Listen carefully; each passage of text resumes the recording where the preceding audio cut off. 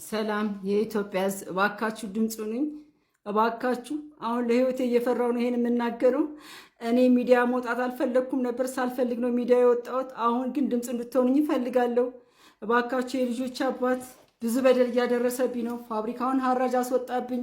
እንደዚህ ለምኜ እንደዚህ አድርጌ ነው 105 ሚሊዮን ብር ዳምጥቶብኝ ሀራጅ አስወጥቶብኝ በ105 ሚሊዮን ብር ተጭበርብሬ ኬዙ ፍርድ ቤት ይዞታል። እየተከታተልኩ ነው ያለሁት። ስራ ጀምሬ እየሰራው እያለ ግን የደረሰብኝ ነገር በጣም ከባድ ነው። ወንድሙ ስራ አስኪያጁ ነው፣ እኛ ጋር ይሰራ ነበር። እነዚህ ሁሉ መኪኖች በወንድሙ ስም የተገዛው እነዚህ ሁሉ መኪኖች አሳግጃቸዋለሁ። ነገር ግን በወንድሙ ስም ስለተገዛ ብቻ ወንድሙና የወንድሙ ሚስት ፍርድ ቤት ሂደው የምነዳውን መኪና አስወስነው ለሌላ ሰው እንዲሰጥ አደረጉ። የህግ ባለሙያዎች እንድደርሱልኝ እፈልጋለሁ። ምን አይነት ህሊና ቢኖራቸው ነው እምነዳውን መኪና አስተላለፉብኝ? ምንድነው እየተደረገ ያለው? እኔ አልቻልኩም። እባካችሁ የህግ ባለሙያ የሆናችሁ ታላላቅ አባቶች የሆናችሁ ሽምግልና ወደ ቤተሰቦቹ እንድትሄዱልኝ እፈልጋለሁ። መጀመሪያ በሽማግሌ ይጠየቁልኝ። ጓደኞቹን ልካለሁ፣ ብዙ ጥሬያለሁ፣ ብዙ ለፍቻለሁ። አሁን ግን ከአቅሜ በላይ ነው፣ አልቻልኩም። እርዱኝ። የኢትዮጵያ ህዝብ ድምፅ ሁኑኝ።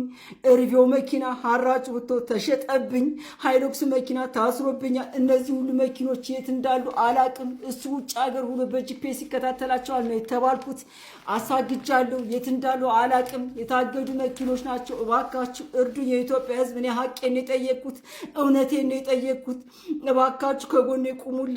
መጀመሪያ ሽምግልና ወደ ቤተሰቦቹ ልላካችሁ። ትላላቅ አባቶች እባካችሁ ሂዳችሁ አናግሩልኝ። ጨንቆኛል በእውነት። ሰው እንዴት እውነቱን ይቀማል? ሀቁን ይቀማል? እባካችሁ እርዱኝ። ስራዬንም ልስራበት ተረጋግቼ። እባካችሁ እርዱኝ። እርዳታችሁን እፈልጋለሁ። ድምፅ ሁኑኝ። የኢትዮጵያ ህዝብ ድምፅ ሁኑኝ። ንብረቴን በሙሉ እያሸሹብኝ ነው። ቤተሰቦቹ ጋር ሽምግልና ሂዱልኝ። ታላላቅ አባቶች ሂዱልኝ። የህግ ባለሙያዎች አናግሩኝ እባካችሁ። አልቻልኩም። ከማጣት የተነሳ ድሃ ደንብ አውጥቼ ነው እየተከራከርኩ ያለሁት። አሁን ግን በጣም ጨንቆኛል። ስራ ሲጀምር አላሰራሉኝ። 33 ሰራተኛ ነው እዛ ድርጅት ውስጥ የሚተዳደረው። እባካችሁ ሁላችንንም ነው አውጥቶ የጣሉን። እንድትረዱኝ እፈልጋለሁ። የኢትዮጵያ ህዝብ እርዳታችሁን እፈልጋለሁ። ድምፅ ሁኑኝ። ከታርጎ ይሰርሻ ሲሉኝ አባታችን ፍንክቱ ይቅርብኝ፣ ትንሽዬ ነገር ይስጠኝና ነገር ይሰርች ማድረግ ሰው ነኝ። ሰው ይወደኛል፣ እሰራለሁ። እኔ ትንሽ ነገር ይስጠኝ ብዬ ስል የሚባል ነገር የለም። ፍንክት አርጎ ይስጥሽ። ጭራሽ ስልክ አያነሳም፣ ቢደረግ አያነሳም። የላግኘው ልጅ አባታችን አሁን መሮኛል፣ የልውደቅ የቤት ኪራይም ክፈት ትበያለሁ። ሰዎቹን ከአሜሪካ ሀገር መጥተው አብሬ ከሱ ጋር ያጭበረበርኩ ነው የመሰለው። በሰው ቤት 60 ምናምን ሚሊዮን ብር ተበድሯል፣ ከሰውታል። የውሃ የመብራት ቤታችን አከራይ ነው እንጂ አይልንህ እንዴት ይበደራል ተብሎ በፍርድ ቤት ተከሷል። እነሱ ኦሪጂናል ካርታ አለን ይላሉ፣ እነዛ ደግሞ ኦሪጂናል ካርታ አለን ይላሉ። መጨረሻ ላይ ግን የተጨበረበረ ፌክ ካርታ ነው ለነሱ የሰጣቸው። ካርታውን ይዘውታል። እኔ ተጨንቄያለሁ። አባታችን የልግባ ስራቸው ምን ልርዳሽ ልጅ ያሉኝ። በቃ የመጨረሻ ምን ልርዳሽ? አነሳ ቄሱ መጣ፣ የሩፋኤል ቄስ መጣ። እኔ ምን ልርዳሽ? ወንድሞቹ ስልክ አያነሱ፣ እነሱ አያነሳ። ምን ይሻላል አሉ። እሺ ምንሽ በቃ እንደዛ ከሆነ አባታችን ይሄን ወረቀት ባርኩልኝና በእርሶ የመጣ ብር የተባረከ ይሆናል ስላቸው ለረጅም ሰዓት ይሆን ያታምነኝም። አይ አንቺን የመሰልሽ ልለምን ከልመና ልነሳ ግደልዎት አባታችን ብዬ ይሄን ወረቀት እንትን ብዬ የመጀመሪያ ያላኩለት ለሱ ነው። አቁሚ እንዲለኝ ማለት ነው። ለወንድሞቹ ለቤተሰቦቹ ወደ ሌላ ቦታ ሳልሄድ ቦታ አልሰጡኝም። በቃ ቀጠልኩኝ። የእህቱ ባል ጋር ደወልኩኝ፣ ደረጀ ጋር። ደረጀ እየበቃኝ ነው፣ ሚዲያ ልወጣ ነው ስል ውጭ በላት ነው ያለው። ደረጀ ልውጣ ሚዲያ እርግጠኛ ነህ አልኩት። ውጪ ግን ያን ተብሎ ስራ ስለተሳካልኝ ብዬ ሚዲያ አልወጣሁም። መጨረሻ ላይ ወንድሜ ሲታሰር መኪናውን ከእጄ ስመነጠቅ ነው በቃ ሪ ብዬ ወጣሁት። በ105 ሚሊዮን ብር ተጭበርብሬ 105 ሚሊዮን ብር መጠየቅ ይቻላል። እኔ ወረቀትና ወረቀት የያዘው ነገር ነው የማወራው። ውሸት አላወራችሁም። ወረቀት የያዘው ነገር ነው የማወራችሁ። በመረጃ ነው የማወራው። ለእነዚህ ሁሉ መልስ ሊኖረው አይችልም። በትክክለኛው መንገድ ነው የማወራው። ዮኒ አንድ ነገር ልንገርህ፣ እኔ ትንሽ ነገርም ሰጥቶኝ ቢሆን ከሱ ርቄ ተፍጨርጭሬ ልኖር ነው ያልኩት። እንዴ አስበው 17 ዓመት በልጅ እድሜ ወሰደው። 17 ዓመት ነው ይዞብኝ ሄደው። ከ10ኛ ክፍል አቋርጦ ይዞብኝ ሄደው። እናቱን ሳይስማት እባካችሁ የእውነት ፍረዱ። ያም ሆኖ ደግሞ እሺ ያም ሆኖ እስቲ በቃ ሰርታት ይኑር። የሆነ ብር እንኳን እንትን አይልም እንዴ 17 ዓመት። ከዛ 3 ዓመት ሰርተን በአንድ ማሽን ተነስተን ነው እዚህ ደረስነው ብያለሁ። ከዛ በኋላ ዘይት ማሽን ከዛ ሁላ ነገር ካጠፋውም ይቅርታ ያለችው ጆሮስ ገብቷል ወይስ አልገባም? ገብቷል። ኦኬ ገብቷል። አይ እንድታየው ስለምፈልግም ጭምር ነው። አዎ ገብቷል። ግን አሁን ይቅርታው ለእኔ ልሸነፍ ብላ ያለችው ነው እንጂ አስጨርሰኛ ሊሆን ምንም እኮ ጊዜ ሊሰጠኛል። ይቅርታውን ላልከኝ ይቅርታው ጊዜው አሁን አልነበረም። እንድትረዳኝ የምፈልገው ቅድምም ደጋግሜ ስጠይቅክ እኔ ልጠይቅና ቀጥታ መልስ ከሷ እንስማ ብለክ ይሄን ሁሉ ሰዓት ሰጥቼ አዳመጥኩ። ፍርድ ቤት አሳገድኳለች፣ በከፊል እንዲከፈት አደረግኳለች። ድርጅት በከፊልና በሙሉ ታግዶ እንዴት ነው ስራ የሚሰራው? ይሄን ጠይቅልኝ ብያለሁ። ይሄን የህግ አካል መልስ ይስጥበት። ሁለተኛ አሳገደችው። አሳግዳ ስጨርስ መጥቶ እኔን ሊያወራ ይገባል እንጂ ሊጠፋ አይገባም ላለችው እየነገርኩ እኮ ነው ዮኒ። ሲታገድማ ሽማግሌ ይዤ መጥቼ ድርጅቱ ይቅር፣ ትዳሩ ይቅር፣ ድርጅቱን እናትርፍ ብዬ ለመንኩ እያልኩ እኮ ነው። እሷ ግን በዛ ሰዓት ምንድን ነው ያለችው እያልኩ ነው። ከፈለክ ደግሞ ሪኮርድ የተደረገ የሽምግልና አለ ብያለሁ፣ ልኬልሃለሁ አይደል? ፍቃደኛ ከሆነሽ ሚዲያ ላይ ይለቀቅ፣ ሰዓት ካልፈጀ። እዛ ላይ እኔ ድርጅቱ ተሽጦ ገንዘብ አይድረሰኝ እንጂ ምንም አላግኝ ልጆቼን ቡና ሻይ መንገድ ላይ ሸጬ አሳግዳለሁ ብላ ነው መልስ የሰጠችው። አዎ እውነት ነው። ጳጳሱ ይጠይቁልኝ ብላለች፣ ይጠይቁ። ይሄን ካላለች እኔ ውሸታም ነኝ። ተስፋም ቆርጬ ወደዚህ የመጣሁበት ኬዝ ይሄ ነው። በሰዓቱ ግን ዮኒ እሺ ብላኝ ስራውን እንስራ ብትለኝ ለመስራት ምንም ድርድር የለኝም። እየነገርኩ እኮ ነው። ታግዶም አቤቱታ የጠየቅኩት ለመስራት ነው አይደለም እንዴ? ላለመስራትማ ለምን እጠይቃለሁ? አቤቱታዬ ግን ተቀባይ ስላልሆነ ትቼ የመጣሁበት ጊዜ ነው። ከዛ በተረፈ ታገደ። ቼክ የተጻፈለት ነጋዴ ሄዶ ቼክ አስመታ። እየተረዳኸኝ ነው? ቼክ አስመታ በኋላ ሀረግ ከዚህ በፊት ስራ ላይ ያለሽ እኔ ከፍላለሁ ስራው ይሰራ ብለሽኛል። አሁን ክፈይኝ ሲላት ሂድና ቼኩን አስመታ ነው ያለችው። ልጁ ካለ አሁን ገብቶ ሊናገር ይችላል። እየተረዳኸኝ ነው? ማንም ነጋዴ ከኔ ጋር ሲሰራ የነበረ መሰለ ጋር በእምነት ነው እንጂ የሚሰራው ገንዘቤን ይዞ ይጠፋል። አንድ ነጋዴ ገብቶ ለዚህ መልስ ከሰጠን ይቀጣል። ወንድሙ ብትል አሁን ወንድሙ ላለችው እያንዳንዱ ነው የምነግርህ። ከዛ በተረፈ ደግሞ በስሜ አንድ ንብረት የለም ላለችው እኔ በስሜ አንድ ሃይሉክስ ነው ያለው መጀመሪያ የተገዛ። የሰማኸኝ ነው ዮኒ? ሲቀጥል አሁን ፉቶን መኪና አለ ያለችው ፉቶኑም ያለው በራሱ በድርጅቱ በኤምኤስጂ ዜድ ነው። ፒካፑም በኤምኤስጂ ዜድ ነው። ኤሌክትሪክ መኪናና ትልልቅ መኪኖች አሉ የተባለው ነበሩ። ትልልቆቹ መኪኖች ተሽጠዋል። ኤሌክትሪኩ እሷ ጋር አለ። ቼክ ያስመታ ሰውዬ ግን በዳ ይዞታል። ሊወስድባት ነው። እኔ ይወሰድበት አይወሰድባት የፍርድ ቤት ነው። እየተረዳኸኝ ነው ዮኒ? ይሄ ግን እንዳይሆን ይሄ ነገሮች ሁሉ እንዳይበላሹ እባክሽ ብዬ ፋብሪካ ድረስ ሄጄ ለምኛታለሁ። ስለምናት የፋብሪካ ሰራተኞች ነበሩ፣ ልጆቼ ነበሩ። ይሄኛው ልጅ አይደለም ያኛው ልጅ ይሄን ጠይቆ ነበር ወይ አባታችሁ ብለህ ልጅ ይጠይቅ። ሁለቱ ልጆች ባሉበት ፋብሪካ ውስጥ ስጠይቃት ሰራተኞች እኮ አሉ እያልኩ ነው። ይሄን ስታደርግ አንዳችሁ በዚህ ጉዳይ እንዳትጠይቁኝ ብላ በላያችን ነው ነርታ ወጥታ ሄደችው ከፋብሪካ ውስጥ። ከዚህ በላይ ምን ላድርግ? በሰዓቱ እኮ ይሄን ሁሉ ሞክሬ ነው ሲያቅተኝ የመጣሁት። እኔ ደግሞ እሷ የምታወራውን ገንዘብ ይዤ ከመጣው እግዚአብሔር ይፍረድብኝ። እየነገርኩ ነው። ምንም ነገር አላቅም ብላለች አይደል? 2014 2015 2016 የ5 ዓመት የ6 ዓመት ወደኋላ ተመልሰክ ይሄ ድርጅት የባንክ ዕዳ ስንት ነበረበት ብሎ መጠየቅ ይቻላል። አንድ ፋብሪካ ነበረን ተሸጠ ስልክ ሲሸጥ 60 ምናምን ሚሊዮን ብር አካባቢ ነው ድርጅቱ ሲቋቋም የፈጀው። 28 ሚሊዮን 500 ሺህ ብር ነው የገዛው። የጎልድ ውሃ ድርጅት ነው የገዛው። ልጁም አለ ሊጠየቅም ይችላል፣ መልስም ሊሰጥ ይችላል። 28 ሚሊዮን 500 ሺህ ብር ነው የተሸጠው። 60 ሚሊዮን የፈጀ ይሄን ወንድሟ ነው ቆሞ ያሰራው እንደ ስራ አስኪያጅ። ሲሸጥም በአካል ነበር። ስንት እንደተሸጠ ያውቃል። ይሄ ኪሳራ ከየት ይመለስ? ከዚህኛው ድርጅት ላይ ነው የተመለሰው። እየሰማኝ ነው ዮኒ? እኔ ከመሬት ተነስቼ ገንዘብ ሰብስቤ እምጠፋም ሰው አይደለሁ። ለምኜ ሲያቅተኝ ነው የጠፋሁት። ቅድም ደግሞ መኪና 12 ሰው ገጭቻለሁ አለሽ በፒካፕ መልካም ጥሩ ሰው ከሆነች አንድ ቀን ሆስፒታል አላደረችም። እዚህ ጋር ውሸቷን እንድትረዱልኝ ህዝብ አለ። ለዚህም ህዝብ ገብቶ ጣቢያም ሄዶ መልስ መውሰድ ይቻላል። 12 ሰው ገሽታ አልተጎዱም አለቻል። ጎድኑ የተሰበረ አለ፣ ጭንቅላቱ የተከፈተ አለ፣ ጉንጩ የተከፈተ አለ፣ እግሩ የተሰበረ አለ። 1 ዓመት ከ6 ወር ተመላልሼ ነው ያሳከምኩት። እምትረዳና ጥሩ ሴት ከሆነች ለሌላ ሰው ችግር የምትደርስ ከሆነ እንዴት እነዚህ ሰዎች ማሳከም አቃታት? ጣቢያ የመጣችሁ ለእርቅ ነው። ካሳ ከተከፈለ በኋላ መርዳት ይሄ ነው። ባልን ማገዝ ይሄ ነው። ዮኒ ከዚህ ነው የሚጀምረው። የቤትን መሸፈን ከዚህ ነው የሚጀምረው።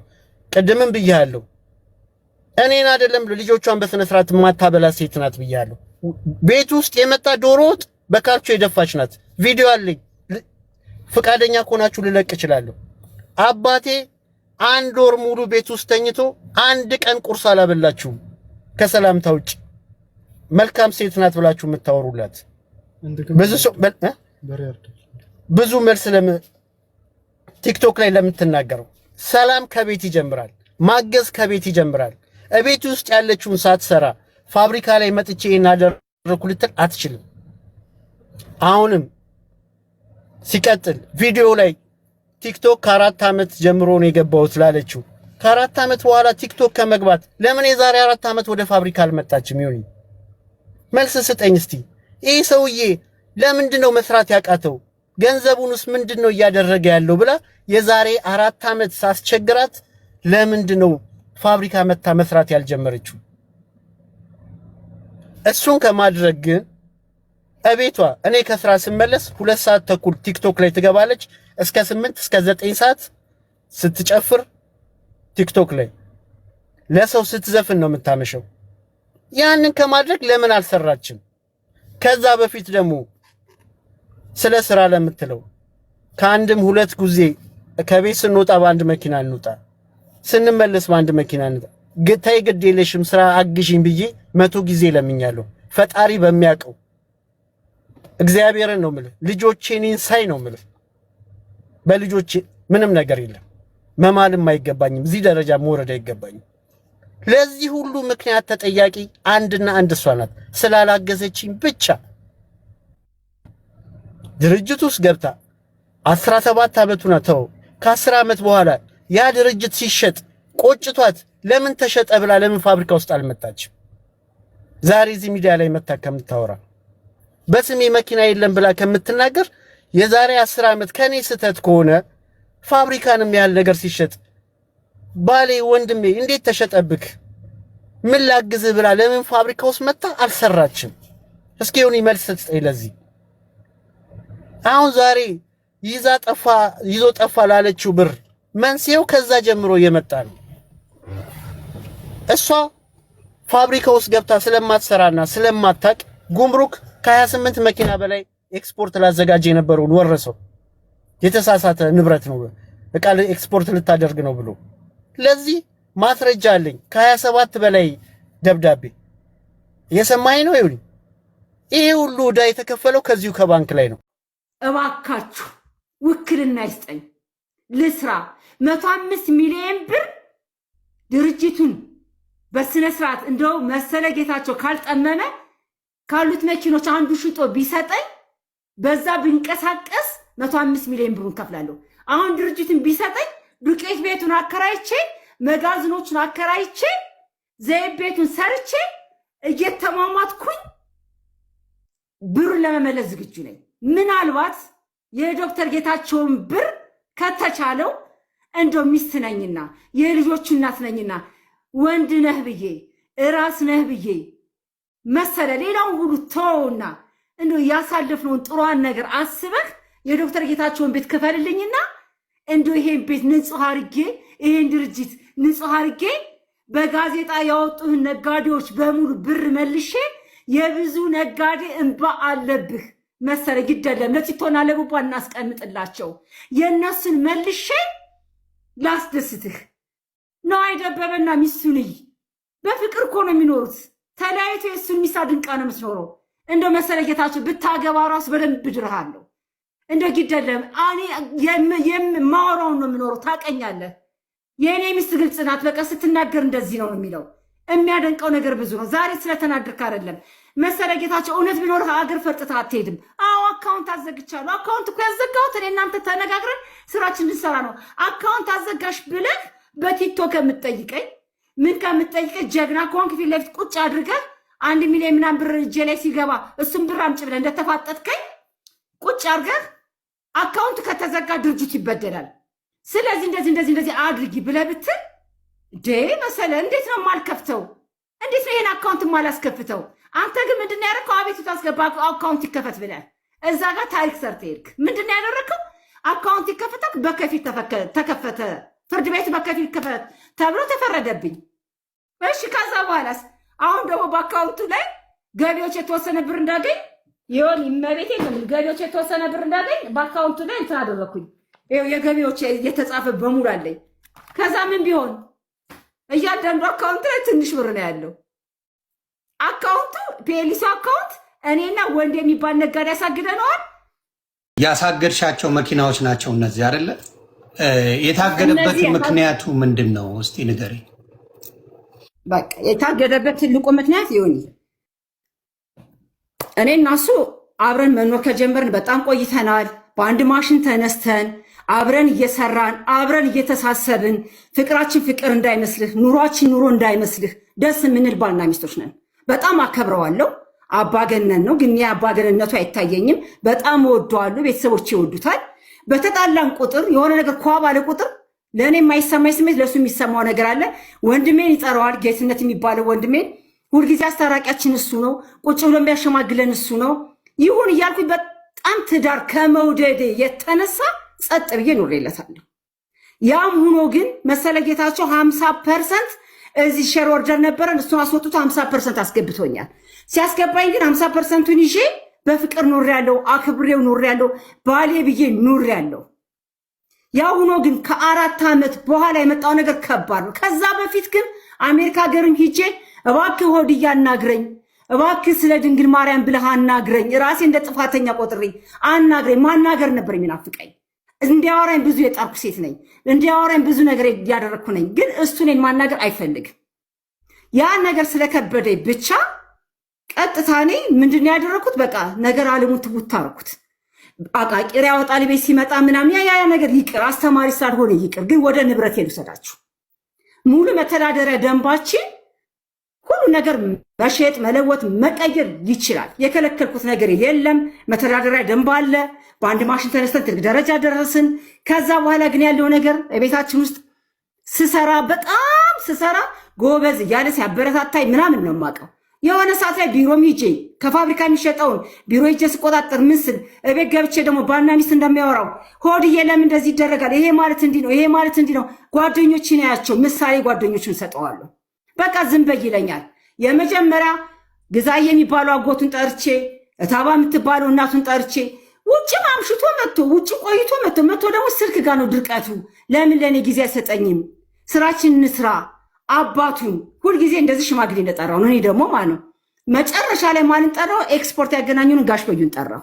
አይ ስራችን ትክክል እየሄድ አይደለም፣ እየተሰራ አይደለም። ሁልጊዜ በቃ ብክንክን ያለ ነገር ነው ያለው። መስመር ሳሲዝ ደስ አይለውም። ሂጂ ነከሬ ነጋዴ ጠይቂ፣ ሂጂ ነከሬ ነጋዴ ጠይቂ ይላል። እኔ ለመስመር ነው እንስራ ነው ያልኩት ብዬ ስል ሰላማችን አጣን። ስናጣ መጨረሻ ላይ ወንድሜ መቶ አስታረቀን። አይ እኔ ሆድዬ ቤቴ ቁጭ ስል ነው ሰላም የሚሰማው ይመስለኛል። ቤቴ ቁጭ ብዬ ሌዋልኩኝ። ቤቴ አርፌ ስቀመጥ ከመኪና መኪና ይቀያየርልኛል፣ ከልብስ ልብስ፣ ጥሩ ፀጉር ቤት ሂጄ እንድሰራ ብዙ ነገር። እንዴት ብዬ ልንገር? እንዴት አድርጎ እንዳኖረኝ አጠይቀኝ። እኔም ያ ተመቸኝና ተሸወርኩኝ፣ አርፌ ቁጭ አልኩኝ። ያ ነገር ተመቼ ለኔ። ከዛ በኋላ ያለው ነገር ግን ከ4 ዓመት ወደዚህ የመጣው ነገር ግን በጣም ከባድ ሆነ ቤቴ ላይ። በቃ እህቶቼ መጡ፣ ወንድሜ መጣ፣ ራሱ ትልቁ ጌትነት መጣ፣ ታምሬ መጣ። መጽሐፍ ቅዱስ ተያዘ። እኔ እየዘጋኝ ነው፣ ሊያናግረኝ አልቻለም። እንዴት ኑር ሁልጊዜ ትጫኑኛላችሁ ብዬ ስል መሴ ብሎ አሉት። በቃ ከዚህ በኋላ ምንም አላረግም አለ። አባታቸውን ተባለ። መጽሐፍ በመቤቴ ይዣለሁ። ቢያንሲቶና ቡቡን ሰጥቻለሁ። በቃ ከቻልክ ድርጅቱን ስጠኝ ልስራ፣ ካልቻልክ ደግሞ ጎዳና ትጣለኝ። 60 ሚሊዮን ብር ከፍዬ የምኖርበት አቅም የለኝም። እስቲ ወንድሜ ብዬ ልለምንህ፣ በህዝብ ፊት ልለምንህ መሰለህ የባው ፍቅር አስታውቅና አርግልኝ። በቃ አርግልኝ፣ ይቅር በለኝ። ካጠፋውም ይቅር በለኝና አርግልኝ። ሽማግሌዎች ሲሄዱ ቤተሰቦች የሚያቀርቡት ምክንያት ጳጳስ ረግጣ ወጣለች። አረ በእግዚአብሔር ተው ተው፣ የልጅ ልጅ ተወልዷል። ዮኒ ማኛ ህዝቡ ሁላችሁም ልትሰሙኝ አንድ ነገር ብቻ ልናገር። ፌስቡክ ላይ በለቀኩት እርዱኝ ማለት ያን የለቀኩት ማለት ነው 105 ሚሊዮን ብር ተጭበርብር ያለው ባልኩት ኮመንት ሲጽፉ ስዊድን ያለው ወንድሜ ይጽፋል። የጻፈው እረፉ 105 ሚሊዮን ብር ምንድነው ምናምን እያሉ ለኛም ስጠን ምናምን ከየት አመጣሽ እያሉ ሲጽፉ መልስ ይሰጣል ስዊድን ያለው ወንድሜ። መቅደስ ታደሰ የምትባል ትልቅ እህቱ ሞራል የሚነካችው ዮኒዬ የእውነት ነው የምነግርህ፣ አዝኜባታለሁ በጣም የቪክስ እንባ የአዞ እንባ ብላ ጽፋ ፎቶ አንስቼ ነው የላኩላት። ይሄንን ሁልጊዜ በወንድሞቿ ሚስቶች እዚህ ስም መግለጽ አልፈልግም፣ በእነሱ የምትለው ነገር ስለሆነ እኔ ጋር ደግሞ እዛ ጋር ሚዲያ ላይ ጻፈችው። ሰውዮችን የመኪናውን ብርታ መጫልሽ እያለኝ ነው። እዚህ ጋር የቤት ኪራይ አለ፣ ልጅ አለ፣ ቀለብ አለ፣ የአንድ ፔሊሲ ባለቤት እንደዚህ ወርዳ እየጠየኩት እኔ እኮ ምን አልኩት? ትንሽ ነገር ወይ ይስጠኝ፣ ያለበዛ ድርጅቱን ላድነው። እኔ ድርጅቱን ላድነው ስራ አስኪያጅ አድርገኝ። ስራ አስኪያጅ ካረገች ድርጅቱ መስራት ይችላል። እሱ እዛው አሜሪካ ይቀምጥና እስቲ እኔ ልወጣው። እማልወጣው ግን የዶክተር ጌታቸውን ቤት 63 ሚሊዮን ብር የተበደረው መቼ ነው? እኔ ውክልና ያነሳው ታህሳስ 2017 እሱ ደግሞ ጥር፣ የካቲት፣ መጋቢት እያለ ነው የተበደረው። ከዛ በኋላ ነው ዶክመንቶች መደበቅ የተጀመሩት ከኔ። እሱንም ትንሽ እንስማው። እኔ ልስራ ነው ያልኩት። እኔ ልስራ ነው ያልኩት። ሰዓት ስጠኝ ሆኒ ልስራ ነው ያልኩት። አሁንም ተረዱኝ። ልስራ ነው ያልኩት። ያሰራኝ ልስራ ነው ቢችል ብር ይስጠኝ። ስሪና ድርጅቱ አድኙ ይበለኝ። 20 ዓመት ሰው የሰራ የት ሄዳ ብሩ? እስቲ ንገሩኝ።